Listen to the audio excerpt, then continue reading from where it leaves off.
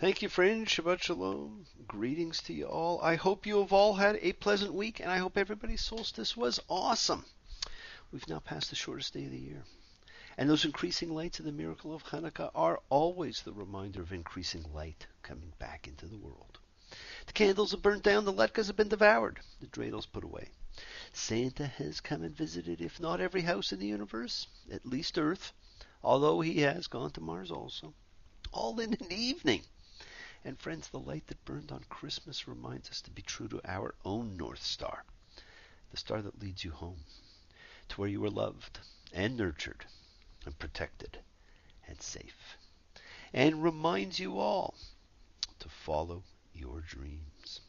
I am still on the road. I have been to Whoville, and as Steve Goodman saying, I am 6 hours ahead of the sun. One more night in a transatlantic city, and the clocks all run on someone else's time.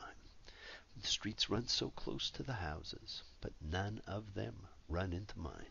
And friends, tonight we will read about a family on the move in a story about destiny. Some folks travel for pleasure, and other folks are just born to roam. Some folks can't stand the pressure, and some of them never come home. And I only go where I have to go, and I only come home when I'm done. And if everything's right, then I'll be home Friday night, 6 hours ahead of the sun. Greetings go out to Scott and Yona. It was great meeting you, and I bet it was an amazing bat mitzvah. What a location, what an eternal memory in an eternal city. Travel safely, my friends.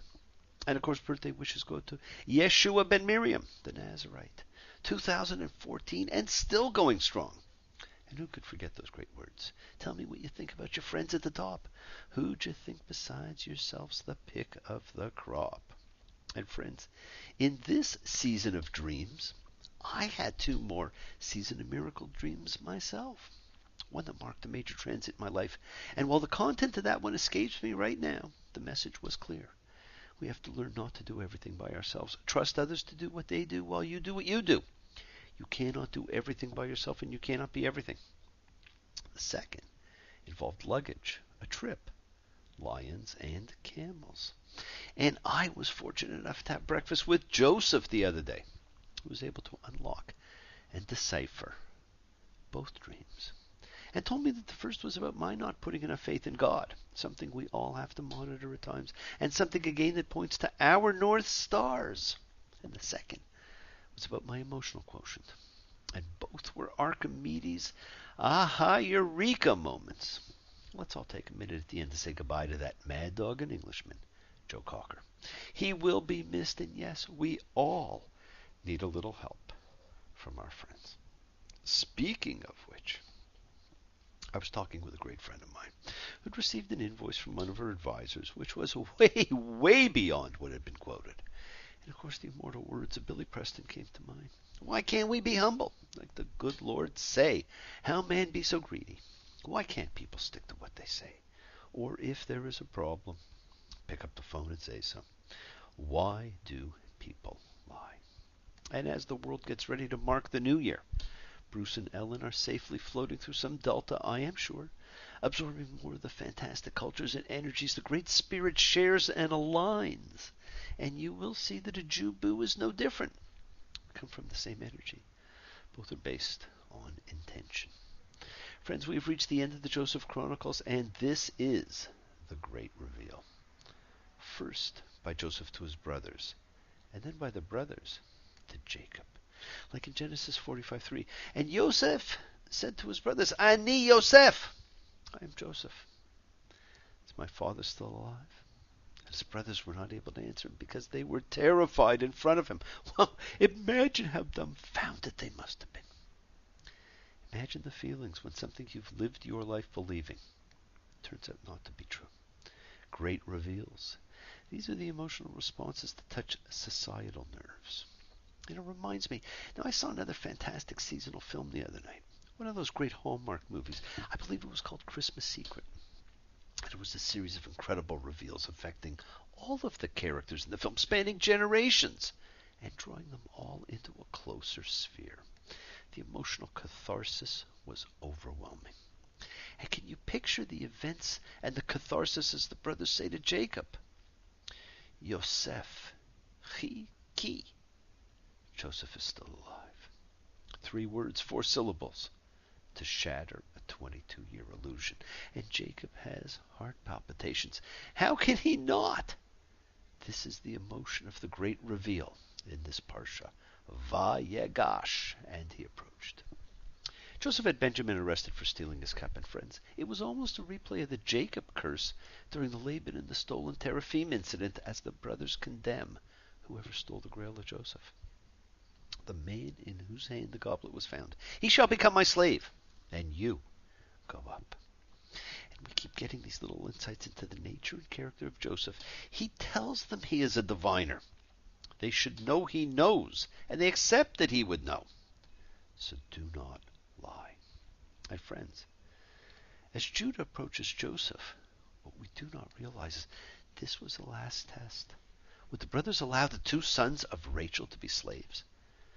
Joseph was.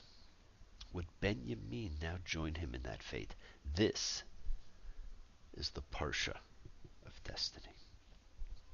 And while so many of us would not be able to exercise the great gift of forgiveness, and I will remind you, friends, it is one of the greatest gifts we can bestow. It's central to so many spiritual systems. Joseph demonstrates just such power. He wants only to protect his family. And we will see that even more next week. Emotions are running rampant in this family, in this parsha. Just look at Genesis 45:2. And he wept out loud, and Egypt heard, and Pharaoh's house heard. Cry, baby, cry. Make your mother sigh. She's old enough to know better. Wow, what a lament.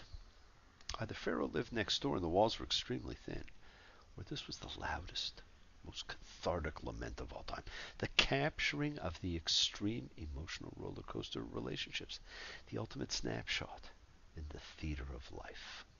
First one side, then the other. I'm Joseph. Is my father still alive? And his brothers were not able to answer him because they were terrified in front of him. How could they answer him? We are presented with events, incidents, and things which keep pointing to wisdom, knowledge, and connection to the Spirit of God. Rashi had suggested that Joseph was an old soul. We see why. When he tells the brothers, don't be sad and let there be no anger in your eyes because you sold me here. Because God sent me before to preserve life. Look at the insight in how the nature of the universe and the will of God unfolds. It wasn't them, it was God. Too often we try to control the movements of things taking place on a grander scale. Joseph understood his destiny. There is a greater power. And sometimes we have to let go and view it from a higher perspective. Friends, we are told it is year 2 of the famine, which means there are 5 more to go. Joseph wants to preserve his family. And then to me, one of the most interesting statements in the Torah is made. Almost a throwaway line, but I was fascinated by it. In Genesis 45:8, and is connected to the wisdom he exhibited. It wasn't you who sent me here, but God, and he made me into a father to Pharaoh, and a lord to all his house, and a ruler in all the land of Egypt. Joseph has become a wise, sensitive man, and like his father, the change in him came during the period in which he had contact with the divine, when he was given that amazing divine power to interpret and unlock dreams. We read about changes that overcome people when they encounter divinity, as we see more clearly after Moses' encounter at the burning bush, and even today. And while most of our sages and commentators have focused on the realization of divinity, destiny, and wisdom that Joseph exhibits, I'd like to focus on that other statement, which most people have just taken as a throwaway line.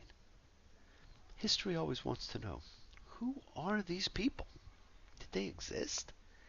And much speculation has surrounded the historic versus the literary with so many of the biblical characters. For some reason, it helps our belief when we can point to the real-life character. Now, we may not like the real-life character, but we need to have a real-life character. Who was Joseph? I don't know. But there are some who believe he was the mysterious Egyptian Yuya. Even sounds a little like Yosef, doesn't it? Yuya was a very powerful Egyptian courtier during the 18th dynasty, an amazing period, one containing Amenhotep III and IV, also known as Akhenaten, who Freud believed was the historic Moses, and the boy king, Tutankhamun. He was married to Tuyu, an Egyptian noblewoman associated with the royal family who held positions in government and religious hierarchies. Their love story is the type of legend, and their daughter Tai became the great royal wife of Amenhotep III. They also may have been the parents of Ai, an Egyptian courtier active during the reign of Akhenaten, who eventually became pharaoh. Interestingly enough, Yuya's origins remain unclear. His mummy showed that he had been a man of taller than average stature, and it was thought that his appearance was not typically Egyptian. As a result of his unusual name and features, some Egyptologists believe that he was of foreign origin, and it was thought he could have been an assimilated descendant of Asiatic immigrants or slaves. He served as a key advisor for Amenhotep III and held posts such as King's Lieutenant and had the title Father of the God, which they believe possibly referred specifically to his being Amenhotep's father-in-law. And friends, he was the only one ever to have such an appellation. Now, I don't know about you, but to me, it sure sounds like someone who quite easily could have described himself as father to Pharaoh. What an interesting way for somebody to have described themselves in the Torah, my friends.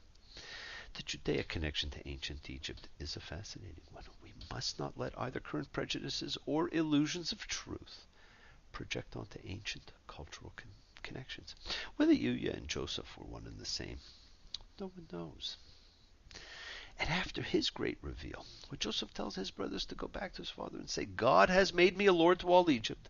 Come down to me. Don't stand back. We have another defining moment. This, a defining moment for a people. Pharaoh listens and says, take your father and your households and come to me. I'll give you the best of the land of Egypt and eat the fat of the land. Pharaoh wants to provide for the family. And friends, that is why the book of Exodus and the story of Moses begins by telling us there was a Pharaoh who did not know Joseph. Times change. Generations move on. Then, my friends, we get one of the few famous biblical formulae of the double name calling, the life-defining formula, as seen in Abraham, Abraham, Jacob, Jacob, Moses, Moses. In Genesis 46:2, and God said to Israel in night visions, that is dreams, and he said, Jacob, Jacob. All of these double name callings, my friends, are completed by the phrase, I am here. Abraham responds thus, Jacob responds thus, and Moses will respond that way too. This also marks the first time we see God actually talk to Jacob, and that, my friends, is his real tie to Abraham and Isaac. In each instance, the formula calls for something, for the saving of life. In the first instance, with Abraham, it was calling for the safety and the saving of the life of Isaac. Here, it assures Jacob there's nothing to fear in Egypt and is concerned with the saving of the lives of the family. God says he will take them down to Egypt and will lead them back, a prediction of what will come in the future. With Moses, it will be the saving of the lives of a nation and the saving of a spiritual identity. Very amazing formula, my friends. We are then given a Toldot, our third genealogy, telling us that there were 70 souls who went to Egypt, and that number becomes important during Exodus and during the time of Moses with the elders and the judges. Friends, you will read countless exercises in futility to ensure the number comes to 70 by suggesting whether Jacob is counted or not, if Joseph's two sons count, or possibly they only count as half each and together make one.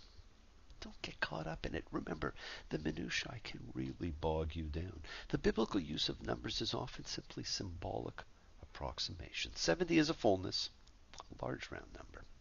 10 times the sacred 7.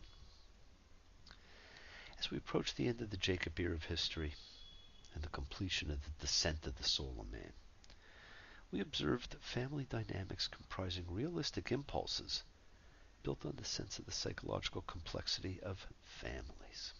Sibling rivalry, fathers and sons in conflict, mothers finding channels of influence in male family structures, women torn between fathers and husbands. Friends, the defining moments of life string together to create the sum of a life. How we get things, how we look at things. Do we understand the people in our lives? As we observe the end of the patriarch era, we see a summary of Jacob's own life echo with a kind of complex solemnity against all that we have seen him undergo. He's achieved everything he aspired to achieve. The birthright, the blessing, the marriage with his beloved Rachel, progeny, and wealth. But friends, one measure of the profound moral realism of the story is that although he gets everything he wanted, it is not the way he would have wanted. Too often the consequence is far more pain than contentment. From his clashing at birth with his twin in the womb, everything has been a struggle. He displaces Esau, but only at the price of fear, lingering guilt, and long exile. He gets Rachel, but only by having Leah imposed on him with all the domestic strife that entails, and he loses Rachel early in childbirth. He's given a new name by his divine adversary, but comes away with a permanent wound. He gets the full solar year number of 12 sons, but there is enmity among them. And he spends 22 years, a very important number, a very mystical number, continually grieving over his favorite son, who he believes is dead. The defining moments of this life created a story with a happy ending that withholds any simple feeling of happiness at the end. Friends, the destiny of our lives are the product of our defining moments. How are you defining yours? Clouds so swift, rain won't lift. Gates won't close, railings froze. Get your mind off of wintertime. You ain't going nowhere. Thank you all for joining me. Watch the light increase in your lives every day. If you forget, just watch it get lighter every day. Love you all. See the miracles in your life. Be well, be happy, and be blessed. Light the lights. Shine on brightly. And remember, I get by with a little help from my friends, as do we all. Thank you. Love you. See you all next time. Shabbat shalom. Be well, my friends. Take care. Bye.